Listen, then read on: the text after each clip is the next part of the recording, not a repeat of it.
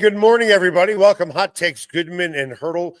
Bruce, I would like to start this off by making a public apology to the producers of the 6 a.m. show on ESPN. I do get on them when I feel there's a lot of East Coast bias where they ignore the Avalanche or the Nuggets. All they do is want to talk about the Dallas Cowboys or the LA Lakers. But I have a newfound respect for them this morning. Because of what happened in yesterday's game between the Boston Celtics and the New York Knicks and another epic Celtics meltdown, they decided to spend the opening 47 minutes of their show analyzing that particular game. By doing that, they did not get to any highlights between the Nuggets and the Oklahoma City Thunder. As a matter of fact, after they were done talking about that particular game, the tease they had going into break was Steph Curry being out possibly a week or more. They finally come back from commercial break. They showed 90 seconds of highlights, into which one of the anchors said, no more analysis is needed, and they moved right towards the Steph Curry story.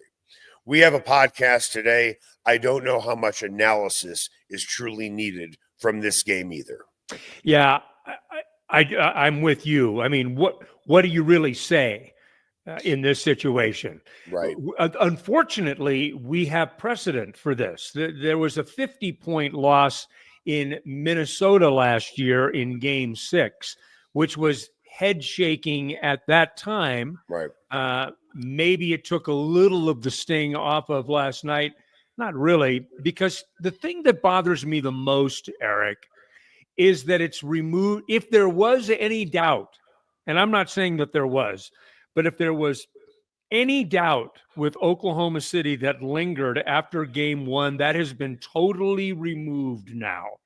Totally removed.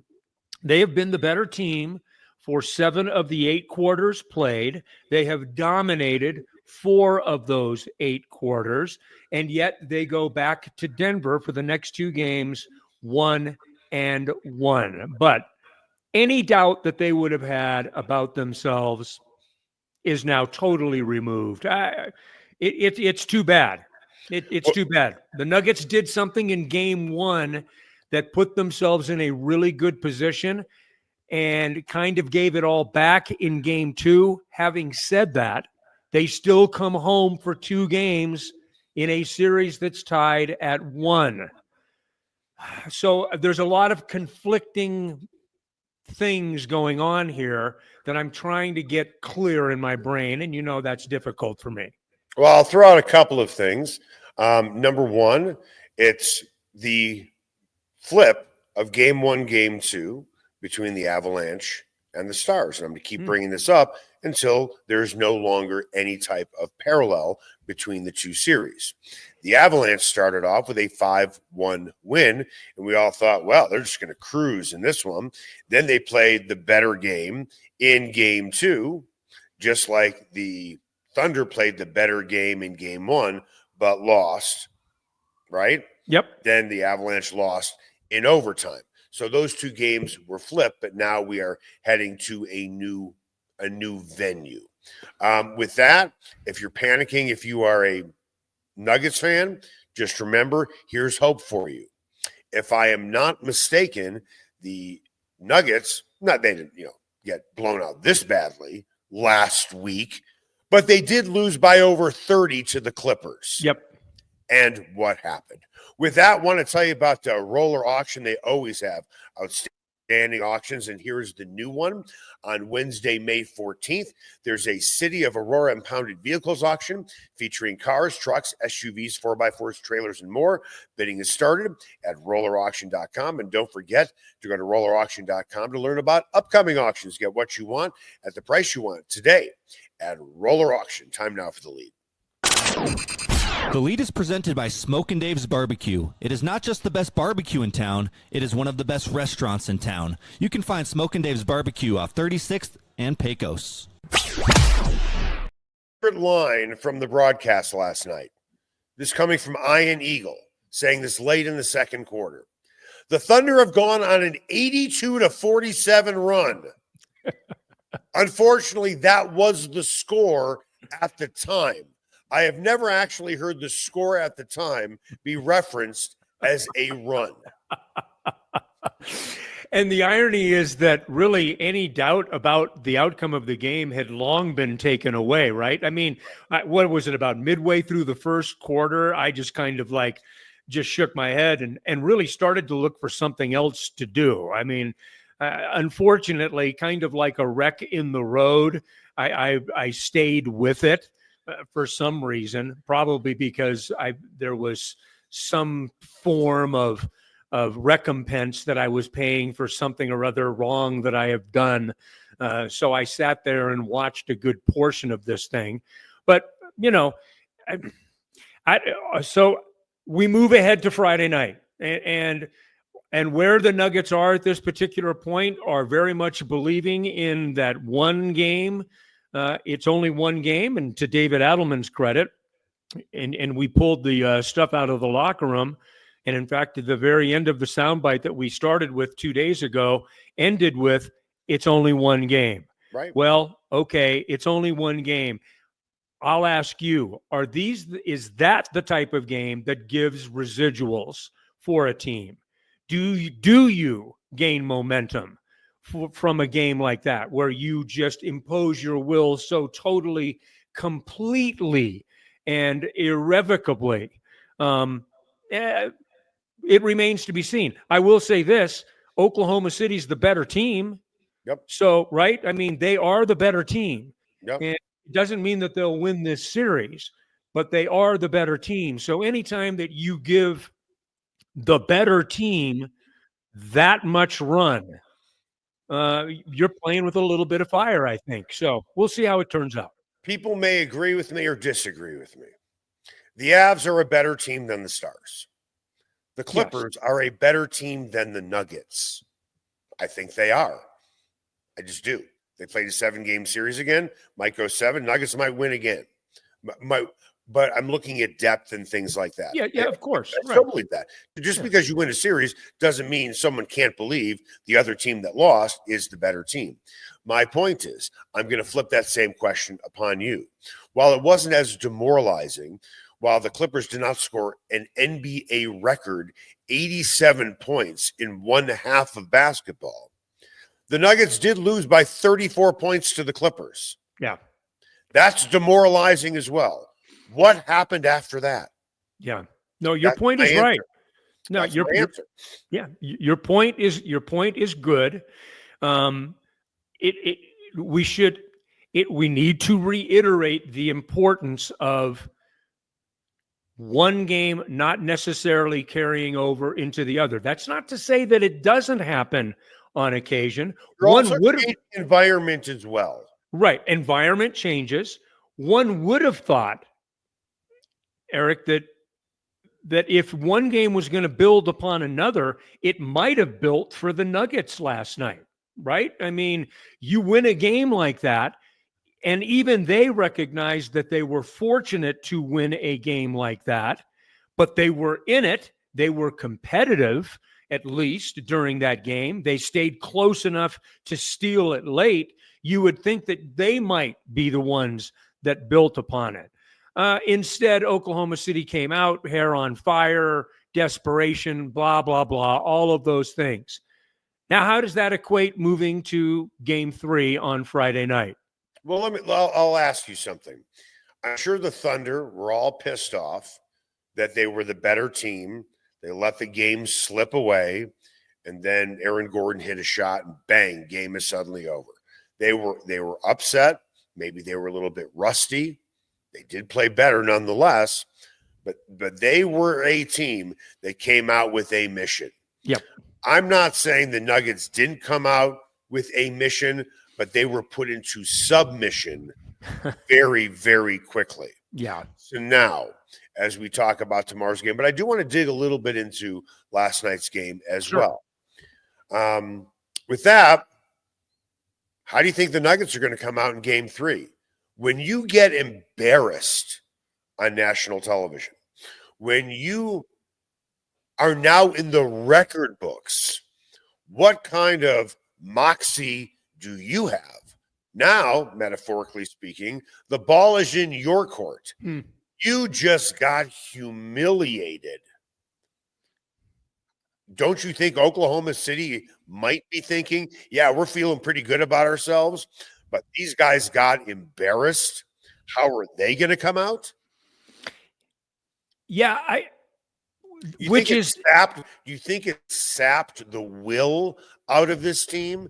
Because I can tell you right now, Russell Westbrook was playing hard. Yes, he was hard until his final second on the floor. Yeah. I can't say the same thing for Michael Porter Jr. or Jokic or anybody else. You know, at the end of the game in game one, you can tell who is fighting for rebounds, who is diving for loose balls. You could actually see who wanted it more. You know, it's a phrase that's used all the time in sports. Well, they wanted it more. You could see it at the end of game one when the Nuggets were making a comeback, that they were fighting for every single rebound. And you know what? They were getting it. Forget about, making shots and making shots wide open and making shots with shots in somebody's face. They were fighting for everything at the end of game one. At the beginning of game two and throughout the opening three quarters, you could tell Oklahoma City was faster to the ball.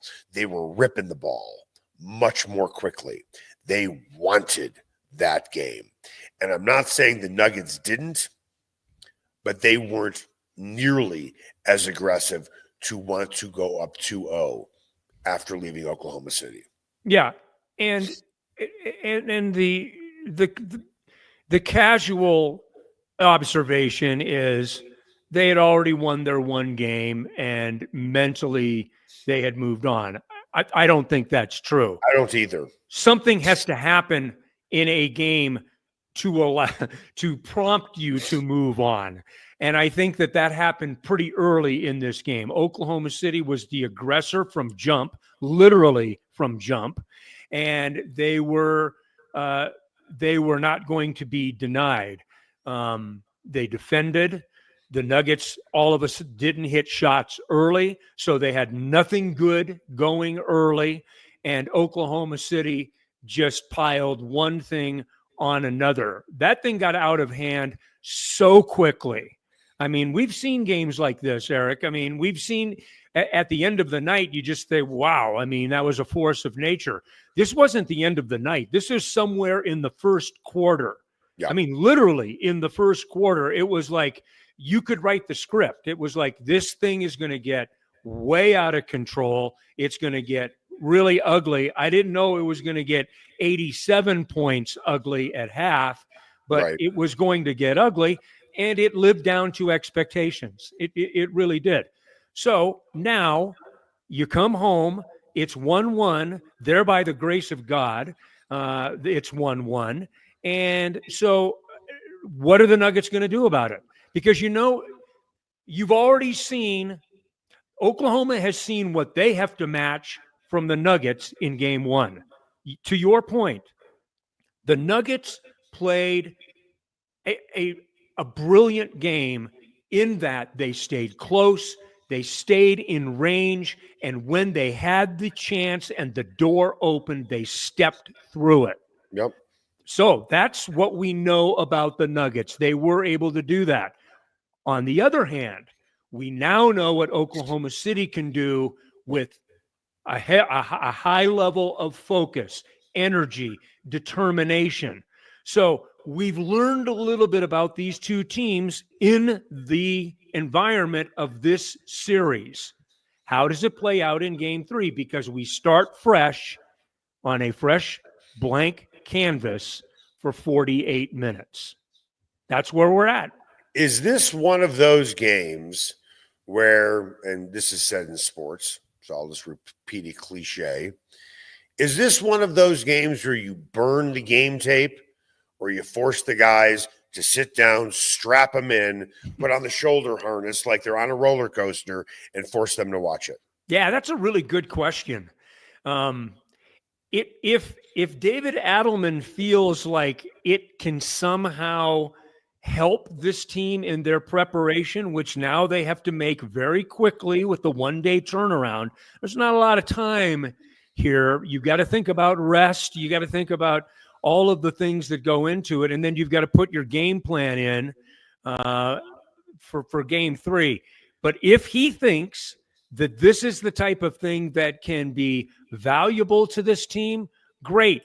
Give him a 5-minute clip and then say, okay, we're done with this. You get the idea. I have the feeling, I don't know what you think, Eric.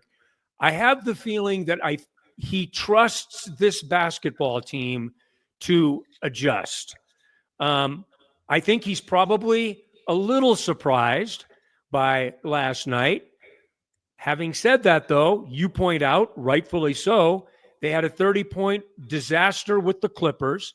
He was on the bench for the 50-point ridiculousness in Game 6 last year in Minneapolis. It's not like the Nuggets don't have these types of games. And by the way, in the playoffs. So, yeah, differences, although it really shouldn't make a difference. This one was historic. Yeah. I mean, I guess 80. Hold on a second. Yeah. Don't say a word. Yeah. I think they just hit another 3. There you go. I'm with you. 87 at the half. Didn't it feel like as it you was staggering? Didn't you feel like as you were watching that game that every time the ball left someone's hand, you just knew it was going in? Yeah. Did it just feel like that? Yeah. Because that's the way I was watching the game. Like right when the ball left somebody's hand, I'm like, I'm just, they say in sports, visualize it. Sure. You are close to being a professional pickleball player. Don't you Hardly. visualize at the net what a volley is going to look like? Because that's what really good players do. When you play golf, you visualize your shot. I'm watching the game. Ball, it has barely left the guy's hand. And all I do, my focus isn't on the ball going through the hoop. My focus is on the hoop. I'm just waiting to hear a rip every single time.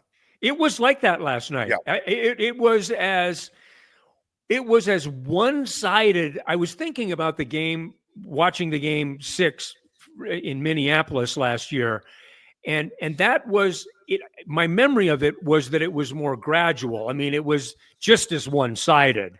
Yeah. But it was more of a gradual thing. This thing was done right out of the chutes. Yeah. And it sapped any form of pushback that the Nuggets might have had. It sapped it like immediately. They weren't getting out to close out threes. They just couldn't bury a shot to save their lives from either in close or, I mean, you had one guy, Russell Westbrook, playing his ass off, right? Yeah. But really that was the end of it. And the thing was that it wasn't even head shaking. You asked the question yesterday, and I chuckled at myself for giving the Nuggets credit. What is less likely, the Nuggets getting blown out, or the Nuggets being in this game or winning game 2? Winning the game. Yeah, winning the game. And I gave the Nuggets credit for thinking, silly me, that they would build on something from game 1. I thought they were going to get blown way. out. Yeah. But I sure as hell didn't envision this. I mean, you talked about a gradual build in the Minnesota Timberwolves game in Game 6. Yeah. A gradual build is building a campfire. You have all your wood around, then you maybe light the piece of paper on top of the kindling, and then you make a little teepee, and then it starts to go, and then you put some big logs around. This last night, that was maybe Game 6 last year. Mm-hmm. This was, once the kindling's on there, you take a big bucket of gasoline, you pour it.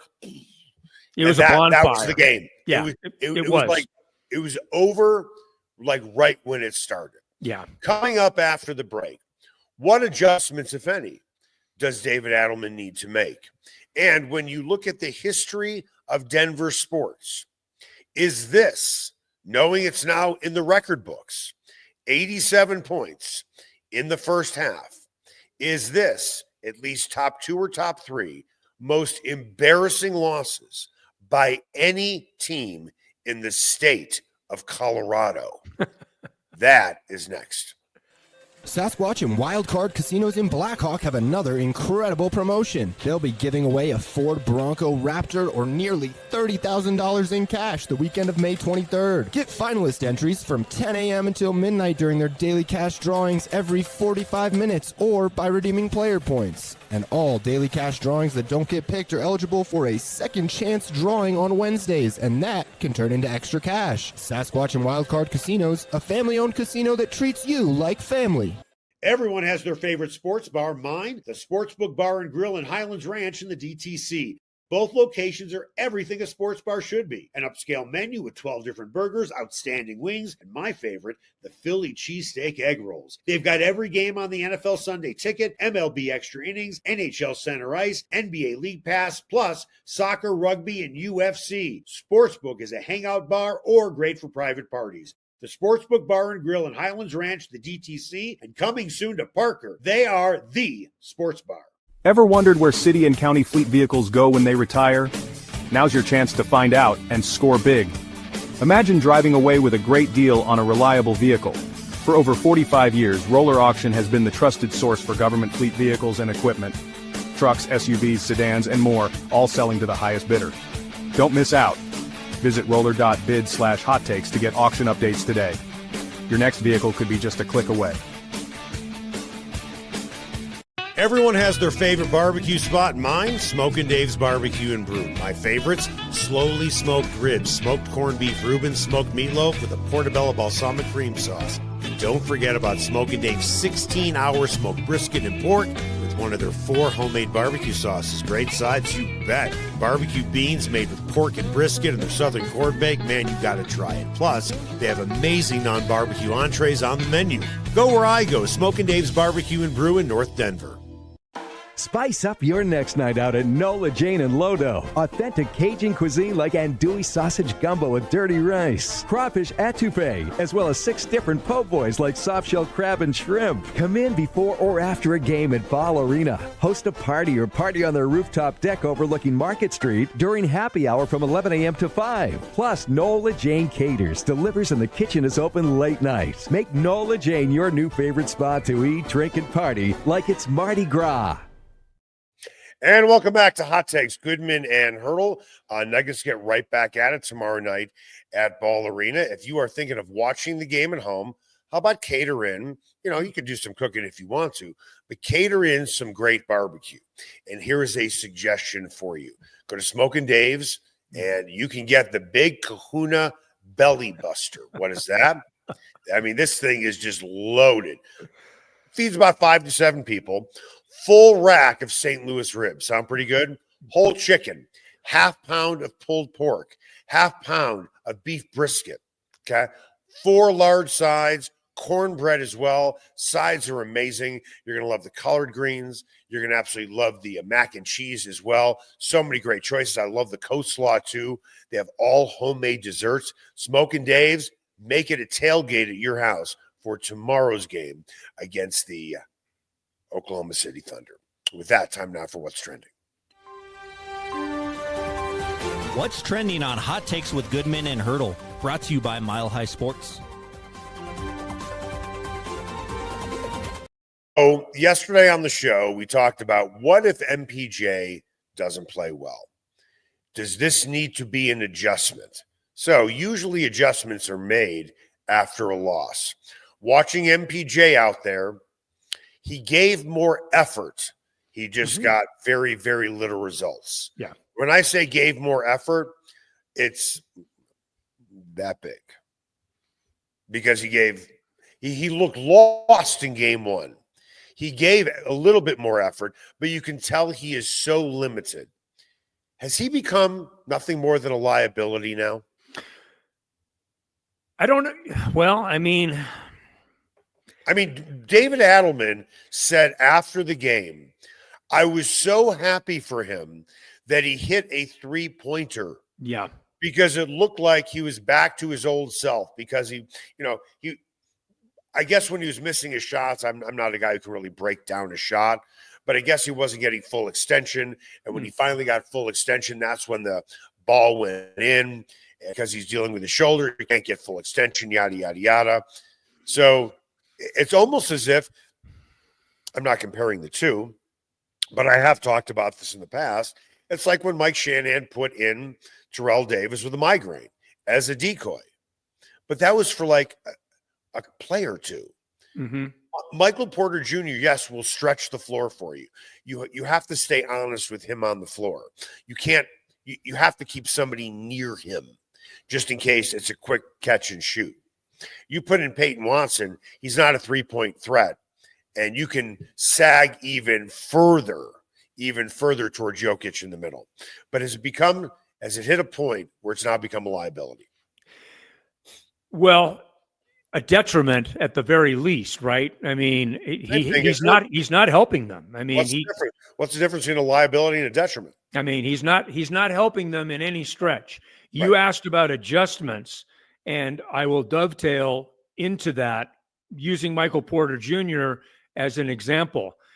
If there's any one place where I think adjustments need to come in a very short amount of time, it's appealing to these guys defensively.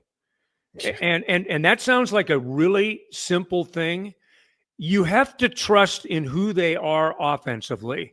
We know who the Nuggets are. They know who they are. It's an offensive-minded team. They shoot the ball at a generally very high percentage. Haven't so far in this series, by the way. Let's not forget that. They did win game one, but they haven't shot collectively well in this series. Maybe getting home. You trust in the offensive prowess of this basketball team.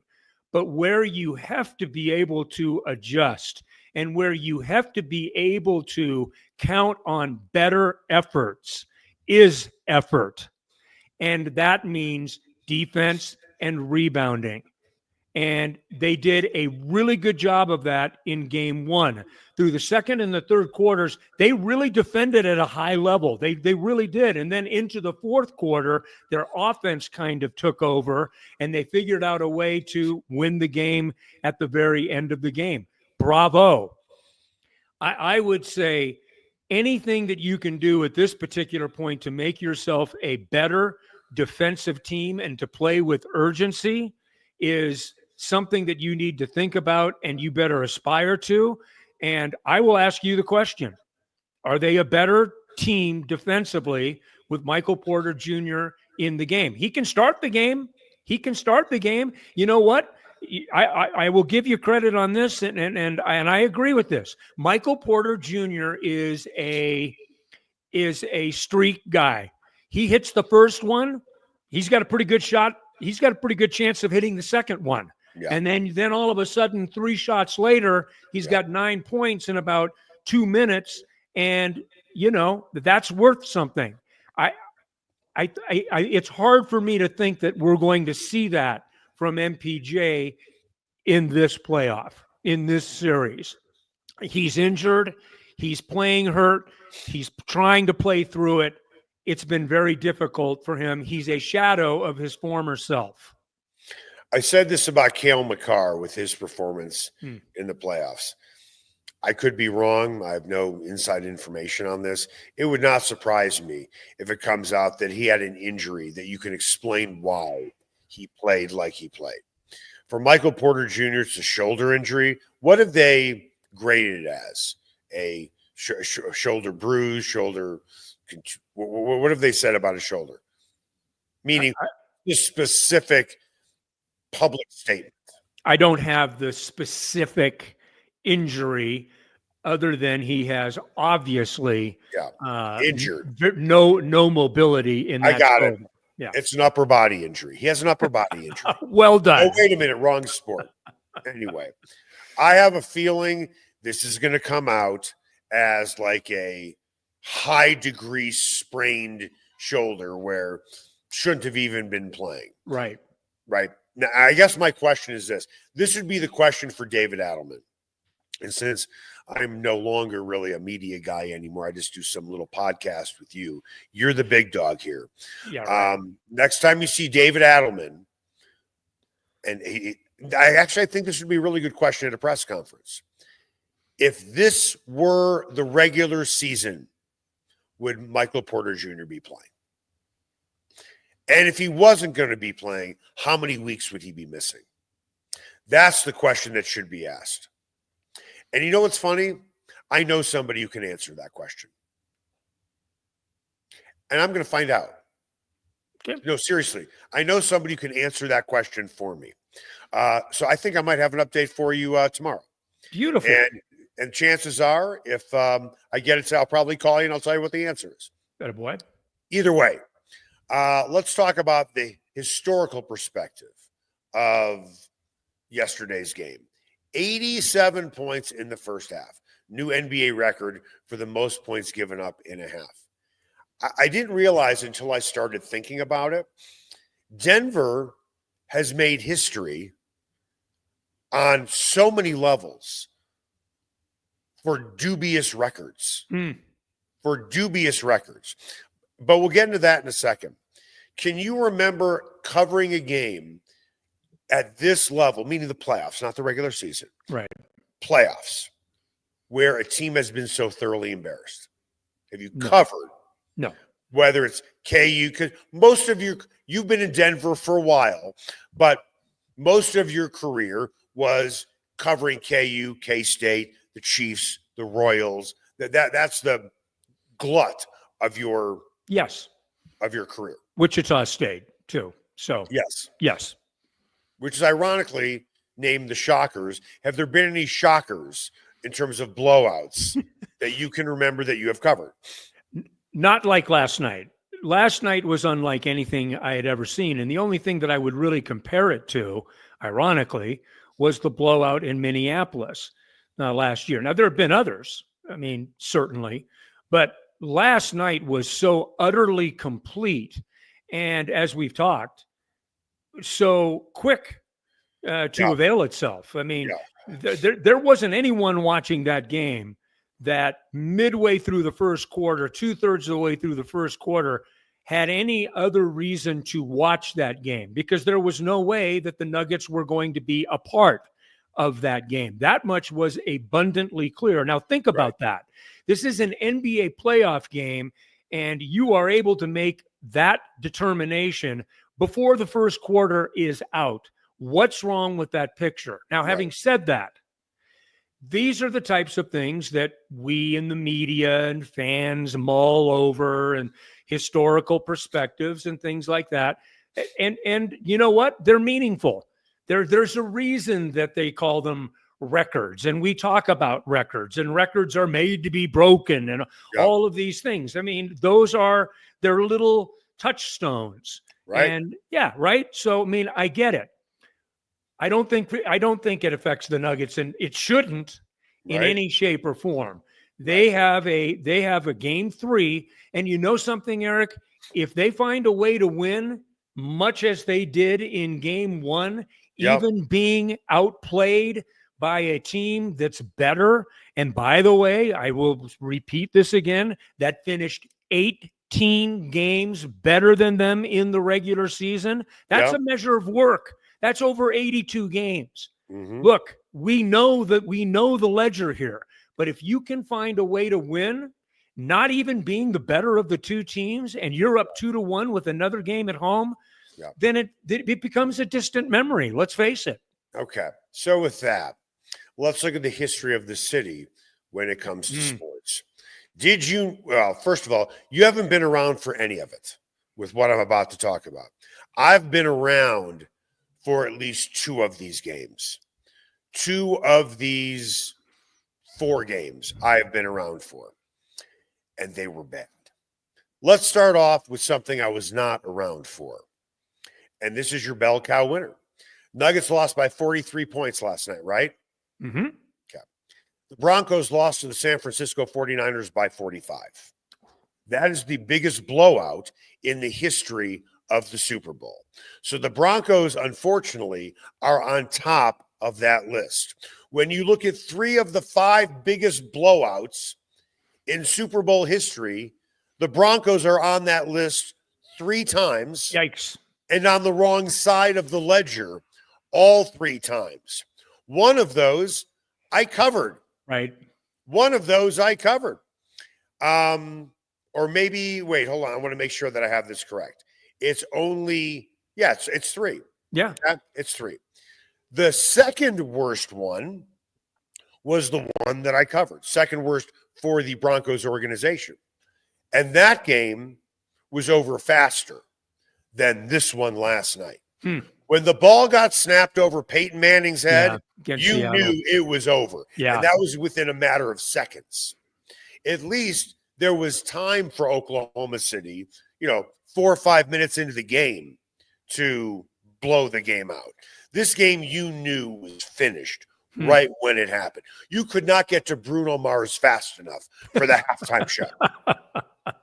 And as I may or may not have told you, I covered that game in New York. I flew back right before the game started. There's no reason for me to stay out there. Had a show the next afternoon. Didn't want to stand Radio Row, so I flew back, I think, on a Saturday night. Point is, watched it with my family at the time in the basement. And, everyone's excited about the Super Bowl and Peyton Manning and yada, yada, yada. Bruce, we watched in the basement, surround sound. We had food ready and everything. At halftime, I was sitting in the basement by myself with half-eaten plates watching Bruno Mars by myself. They couldn't take it anymore. Yeah. Now, here is the other one that I covered. And you, of all people, should remember this well because you're a fan of this team. When I was at Fenway Park, when the Rockies got blown out 13-1 in Game 1 of the World Series. That is top 5 in terms of biggest World Series blowouts. Right. Yeah. So you have the Broncos, top of the list, 3 times, top 5 biggest blowouts. The Rockies are top 5. Sorry, Nuggets. You didn't play a big enough game to be on this list. Hey, if you have to push back at all on that, I say don't even bother. Just take your licks. At least they were in big games, right? I mean, you had to get there. I mean, it's the Buffalo Bills kind of thing. Yeah, they're 0-4 in the Super Bowl, but you got to be good enough to win the AFC Championship to get to the Super Bowl. Yeah, but that is kind of a murderer's row of defeats. Yeah. You're right. Yeah, I remember being at Fenway, and listen, you remember that game because you're a fan. You were in Wichita at the time. When Pedroia hit that home run to lead off the game, I'm thinking, okay, well, because then the Rockies made it 3-1. Yeah. And then Boston went on a scoring spree in the 5th inning with 7 runs, and you're like, oh, God, when is this game going to end? That was a good team. And they proved it. Professional hitting lineup. Yeah. And it's as if they knew what was coming every time Jeff Francis, for however long he lasted in that game, right? Yeah. They just remained so patient at the plate. And they just kept working counts. So, unfortunately, Denver's been on the wrong side of a lot of things. So, for the Nuggets, fortunately, it wasn't the NBA Finals. Yeah. But it's still history nonetheless. Yeah. And I'll be honest with you. Sorry, I was rooting for the history. I was. Really? Yes. Yeah, I mean, Listen, yeah, when you get to the point that it was last night, I mean, it's like if you get into measurements of embarrassment, you've already done a good enough job yourself. You might as well just go all the way in, right? I mean, look, let me ask you something. Here's another way to put it in perspective. If your house is going to burn down and just about everything is in soot, except for your washer and dryer, which is halfway burnt, but you probably can't recover it anyway. It's probably not going to work. Just burn the whole freaking thing down and just be done with it. And that's really what it was. Yeah, it really was. And tomorrow is another day, as Scarlett O'Hara would like to say. So anyway. Any final thoughts before we go? Nope, I'm still shaking my head, as you can see. I just, you know what? We'll revisit this thing. And tomorrow, maybe we'll have a more hopeful forecast as we go into game day on a Friday. But I got to think hard on it. I got to think hard about what I feel confident in with the Nuggets. And I'm not talking about from last night, but what I've seen through 8 quarters of this series that has clearly been either dominated by Oklahoma City or they've been at least the better team. What do I feel good about with the Nuggets, and where do I think they can win or they can make some hay in this matchup? That's the goal for tomorrow morning. Hold on a second.